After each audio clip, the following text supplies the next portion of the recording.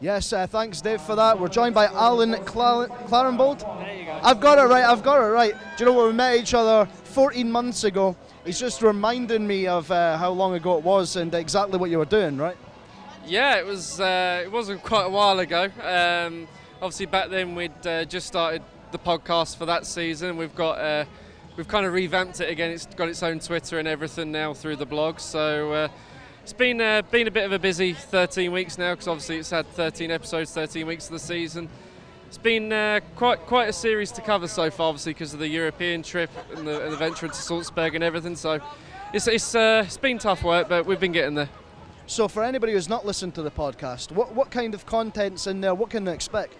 Well, basically what we do when we start the podcast, it's we recap the weekend just gone, then talk about any injuries or other news quickly during the week. I mean, obviously this week's we talked about Tyler Mozienko leaving, Jared coming to the club, and then obviously Fitzy's suspension. Then we previewed this weekend. So is the overall aim of this podcast to get some players on there eventually, maybe some official Steelers peeps, or are you trying to keep it fan related?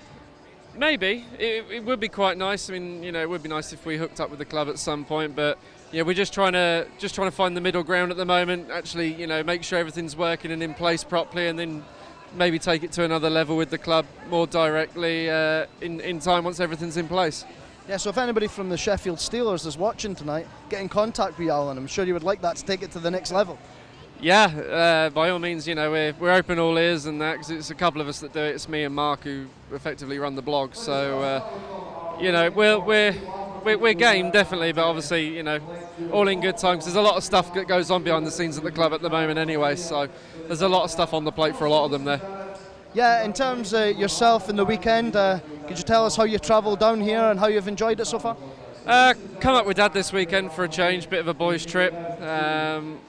We're staying over tonight as well before we go back tomorrow.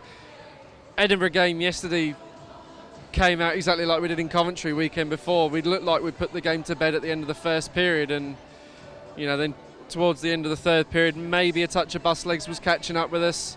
And the Russians at Edinburgh, they are good. The Russians are good. Vorobiev especially. Obviously they tied it up 5-5 late on. So it was a little bit of a nervy overtime session, but two top quality penalty shots won us that game. Moose obviously made the two stops on the penalty shots himself, but you'll never see two better penalty shots. Jesse Schultz top corner, John Armstrong, if that's not goal of the week, I don't know what will beat it. Back to tonight, how have you thought the Steelers have went so far? We've done all right. We've had a couple of moments defensively, as has been the norm for most of this season so far, but we've rode the pressure quite well. We've managed to get the puck out of the zone fairly well today. Offensively, we've certainly been the more threatening choice going forward. Fallon's been very busy in net for you guys, so hopefully we'll just keep applying ourselves and we'll find that early breakthrough. And I think when we do, I think you'll then really see us come to life, because when we get that goal, we really wake up. In terms of the podcast, we must plug it for anyone who has not heard it. Where could they find it? Where could they see you on social media? Well, you can find us on Twitter, which is @BTI_podcast. We have a SoundCloud account. We're on iTunes, so if you just search Breaking the Ice, it should come up on there somewhere for you. But obviously there's shared links through myself on the MNL account and on the Frozen Steel blog account on Twitter as well. Well, Alan, it's a pleasure talking to you again. Hopefully we'll see you back here later on, maybe 14 months' time, or we'll try and make it a little bit quicker next time. It depends how the fixtures meeting goes, I guess, during the summer, just when we'll next be back up here. So yeah, we'll see. Well, we'll pass it back to you, Dave. Thanks very much. Thank you, Alan. No worries, mate. Cheers.